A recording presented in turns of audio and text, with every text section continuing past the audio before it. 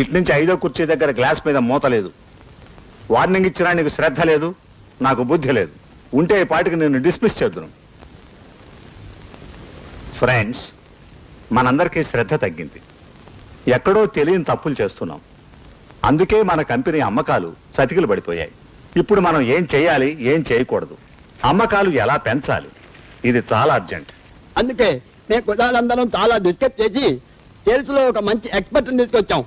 ఆయన చాలా పెద్ద కంపెనీలకు ఐడియాలు ఇచ్చారు. Gentlemen, I present mister SNM.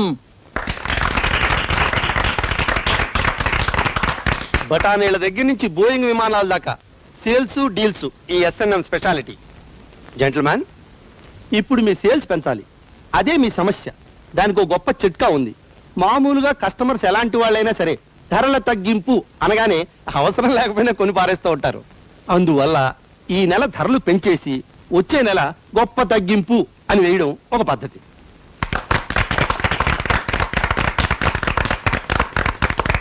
రెండోది గిఫ్ట్ స్కీమ్, బహుమతి పథకం. వాళ్ళు కొనే ప్రతి బిల్లు మీద ఒక నెంబర్ ఉంటుంది. నెల నెల రాత్రి రాతిస్తాం. చెప్పండి. లాటరీ తగిలిన వాళ్ళకి ఫస్ట్ ప్రైజ్ హాలీవుడ్కి 2 విమాన టికెట్లు, సెకండ్ ప్రైజ్ పెద్దలకి కాశీ రామేశ్వర యాత్రలు, మూడో ప్రైజ్ యువకులకి చదువులకి అయ్యే ఖర్చు, అమ్మాయిలకి పెళ్లి ఖర్చు. ఇలా అన్ని వర్గాలకు తృప్తి కలిగించేవి. ఇవి మీరు అమలు చేస్తే వచ్చే ఏడాది సేల్స్ 100 కోట్ల మార్కు దాటిపోతుందని సవినయంగా సగర్వంగా మనవి చేస్తూ నేను రాసినవన్నీ వివరంగా ఈ రిపోర్ట్లో పెట్టా. Thank you. వెల్కమ్. సెలవు.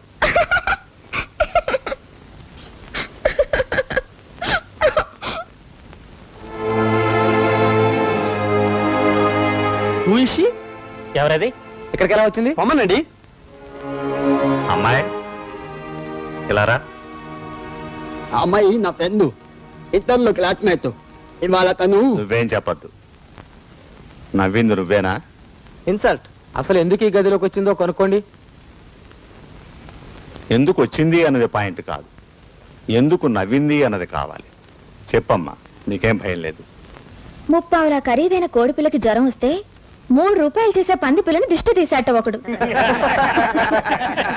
మీరంతా ఇప్పుడు ఎందుకు నవ్వారు? నేను అందుకే నవ్వాను. మా బిజినెస్ 30 కోడిపిల్ల అంటాం, మా ప్లాన్స్ సిల్లి అంటాం. అవును, మీరు 1 లక్ష అమ్మకాలు పెంచడానికి 10 లక్షల బహుమతులు లాటరీ పెడుతున్నారు. ఈ నెల సేల్స్ పెరిగాయి అనుకుందాం. వచ్చే నెల మళ్ళీ తగ్గిపోతే ఏం చేస్తారండి? మళ్ళీ ఇస్తారా? ఇవ్వగలరా? ఇలా నెల నెలా ఏదో చేసి లక్షలు ఇస్తూ పోతే మీ 30 కోడి బిజినెస్ 3 నిమిషాల్లో దివాళా అవదండి. ఇంతకే మా బిజినెస్ పెరకపోవటానికి కారణం? కూర్చో. తిండి బట్టా కొనే జనంలో 190 మంది పేదవాళ్ళు, సామాన్యులును. వాళ్ళను వదిలేసి 10 మంది లక్షాధికారుల్ని పట్టుకుని వేలాడుతున్నారు. వాళ్ళ సంఖ్య పెరగదు, మీ వ్యాపారము పెరగదు. అంటే 100కి 10 మంది పెరుగన్నం తినేవాళ్ళు, 90 మంది పచ్చడి మెతుకుల వాళ్ళు. ఎవరు తిన్నా పచ్చడి అన్నమే కదా. అలాంటప్పుడు 10 మంది లక్షాధికారుల కన్నా 90 మంది మామూలు వాళ్ళు ఎక్కువ కొంటారు అని తేలింది కదా. అసలు నీ మాట ఎందుకు నమ్మాలి? ఢిల్లీ వెళ్లే రైలు చూడండి. ఫస్ట్ క్లాస్ పెట్టెలు 4 ఉంటే సెకండ్ క్లాస్ 14 ఉంటాయి. తిరుపతి హుండీలో కోటీశ్వర్లు వేసేది 10 కోట్లుంటే పేదవాళ్ళు వేసేది 90 కోట్లు. అందువల్ల మీరు డబ్బు ఎక్కడ ఎక్కువో అక్కడికి వెళ్ళాలి. ఈ ఏసీలు, లాటరీలు, డైరెక్టర్ల జీతభత్యాలు ఇవన్నీ కలిపి మీ 30 కోడి ధరని 3 రూపాయలకి పెంచేస్తున్నాయి. మీ షాపులకి నాలాంటి మామూలు వాళ్ళు రారు. మీ హంగు చూసి భయపడతారు, మీ ధరలు చూసి పారిపోతారు. అందువల్ల మీరే మా పేటలకి రండి. అక్కడ చిన్న చిన్న షాపులు తెరవండి. మీకు నమ్మకం కుదిరే వరకు బస్సుల్లో షాపులు ఏర్పాటు చేసి పేట పేటకి పంపండి. మా ఇళ్ల గుమ్మాల్లో వారం వారం డేరాలు వేసి అమ్మండి. నిజానికి ఇది కొత్త ఐడియా ఏం కాదు.